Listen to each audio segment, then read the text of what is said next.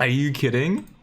Chewy founder Ryan Cohen rebuilds GameStop for meme era. Not only does this typo from yesterday, right at 8:49, whatever time zone that is, have a serious typo. This is from Bloomberg, but they called Hero day trader. Roaring Kitty is a day trader. We even caught them good. We caught them on Sillycam. We have Mr. Yu. I can't say their username. They called Bloomberg and then they corrected the article calling DFV a day trader. And then they responded. The author said, "We wanted to convey the idea that DFV has become an icon to many investors who trade short term, yada, yada, yada. Let's make sure that we give our full attention to this article about exactly how, so in the terms of WeBull, this article from Bloomberg rocketed GME upward last night. We know it's because GME became debt-free and then raised $551 million from selling 3.5 million shares. But if this article wants to take credit, let's take a look.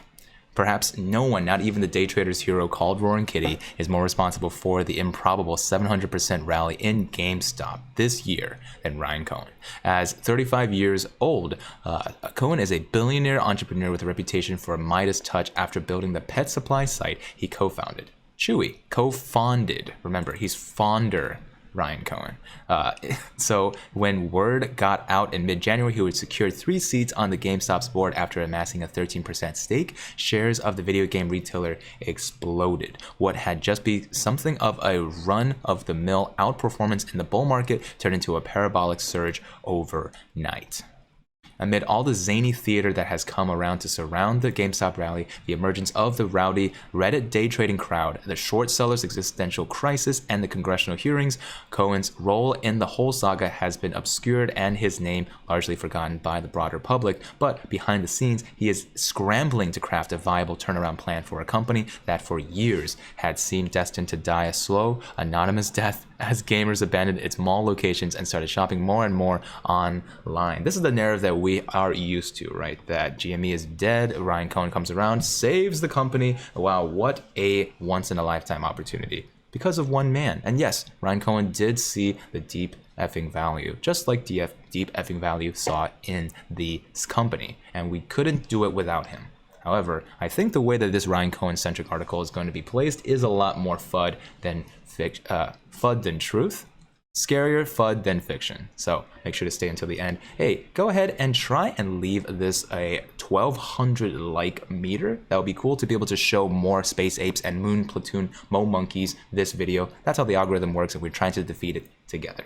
That's all I have to say. And we have an 80,000 subscriber goal. If you can get there, that would be pretty cool. And we would love to have you along for the journey.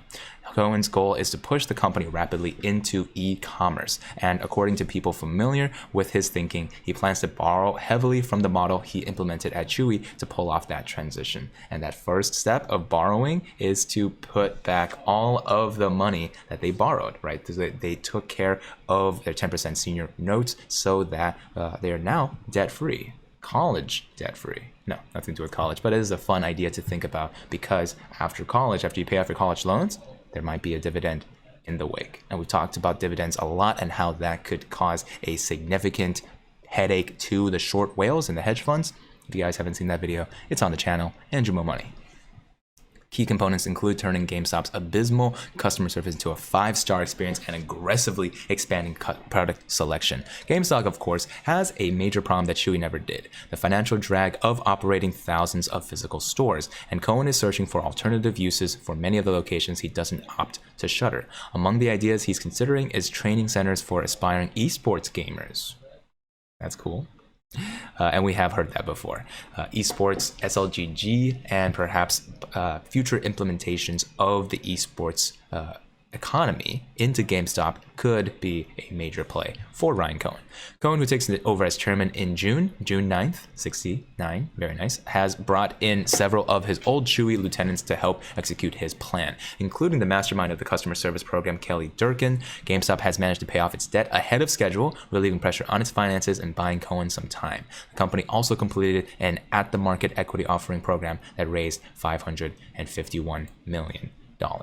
For all those who true believers and speculative opportunists, so we're talking about the real apes and the fake apes, right? The paper handers, which means you guys are going to have to throw some scissors in the chat and the comment section down below, who drove GameStop's market value from a few $100 million to over $10 billion in a span of weeks. The question is whether Cohen and his Chewy model will be enough to fix GameStop or whether its problems run too deep to be solved. Okay, there's that FUD.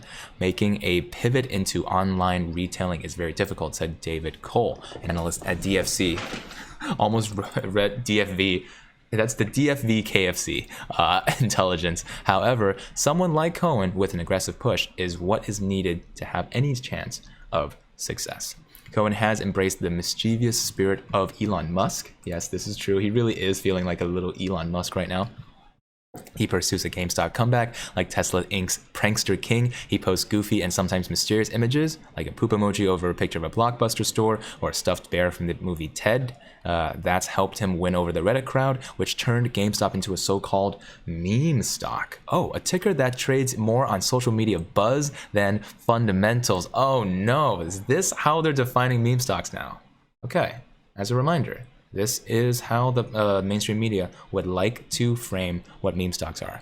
Someone even edited his Wikipedia page recently to give him Jesus 2.0. Okay, that might be on us. But now Cohen has to deliver. The company is seeking a new chief executive officer with the goal of going head-to-head with Amazon.com. So the Amazon killer DD that we read earlier, this really could be his goal coming up very soon. And Cohen looks to forge new partnerships with video game publishers and tech giants, potentially increasing the number of services GameStop can offer online. Something about Cohen being born in Montreal and never going to college, and then something about his father, who he did tweet out a memorial to, so that one got people confused. They're like, is this still about GameStop? No, just about his dad. Since joining the board in January, Cohen has orchestrated a management overhaul of the Grapevine, Texas-based company. That's GameStop, including removing the CFO and appointing new executives like a CTO. Replacing the CEO, George Sherman, will complete the reshuffling, replacing him, and this is already set into stone. George Sherman did not meet certain milestones that he was supposed to meet, so he's losing out on a good amount of shares that was originally promised to him, and that means that the brick and mortar Home Depot CEO, George Sherman, will now be stepping out, whereas a new CEO, who could it be, is going to be stepping in. GameStop said last week that its board was looking for a candidate who can accelerate the next phase of the company's transformation. Will it be esports? Will it be e-commerce? Definitely. But will it be crypto? We'll find out.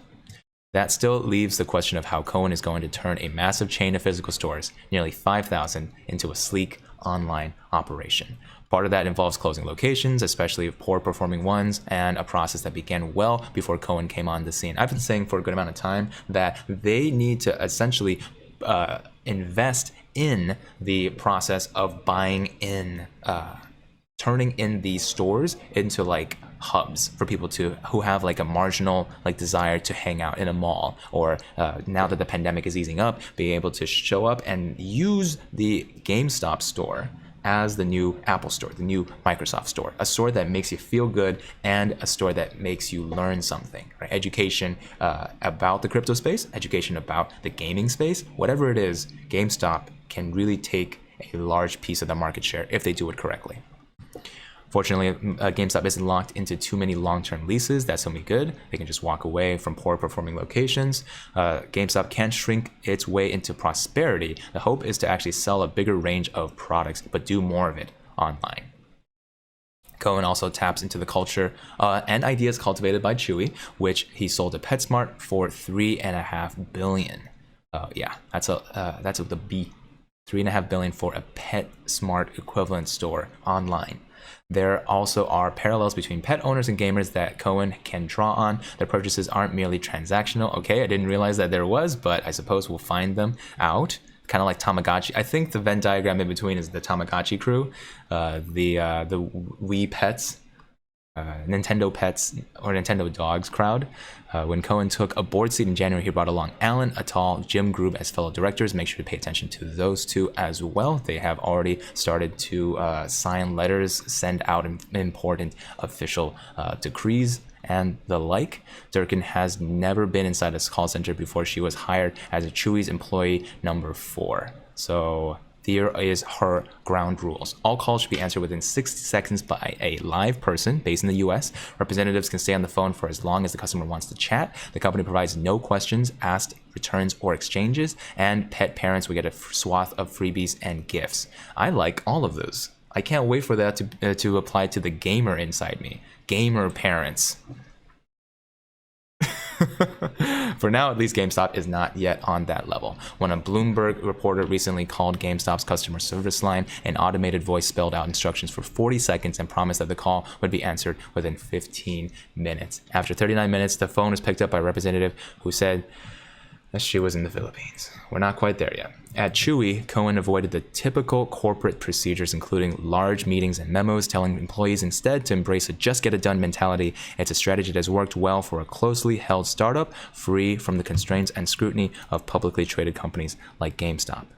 That doesn't mean that Cohen was aloof or took success for granted. He operated the business with a deep paranoia. So we're looking into the dark side of Mr. Ryan Cohen. He made him very detail-centered and very knowledgeable about the business.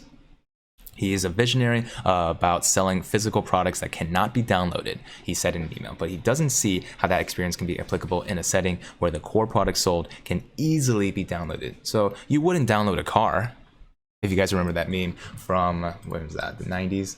But you certainly can download a game. And so that's the issue with the e-commerce world. Will you rather wait for shipping and handling, even if it was free, even if you got someone on the phone within 6 seconds?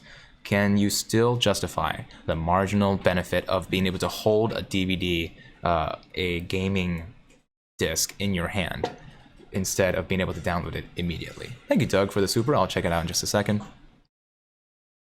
And still, unlike many aging retail brands, the GameStop name resonates with its core shoppers, says the DFC Intelligence Coles. And gamers often want products right away rather than waiting for them to be shipped. Oh, that's what I just said. The stock speculation aside, there is great potential for GameStop. Someone like Cohen may be able to help unlock that. And unlocking that involves also unlocking this. If you guys want to check out the new Patreon scrolling, look at that. Look at all these Moon Platoon members there. If you want to unlock my 6-figure investment portfolio, that is coming out this week. I would like to thank everyone from the Meatball Space Legend and the Gorillionaire tiers for accepting this delay. And if you guys want to be able to support the show just because the Mo Monkey and the Moon Platoon tiers are waiting for you in the join button or the Patreon link down below. Finally, hope you guys got your 2 free stocks from WeBull, your $250 of free Bitcoin from BlockFi, and started checking out stocks for yourself. Right, being able to do some technical analyses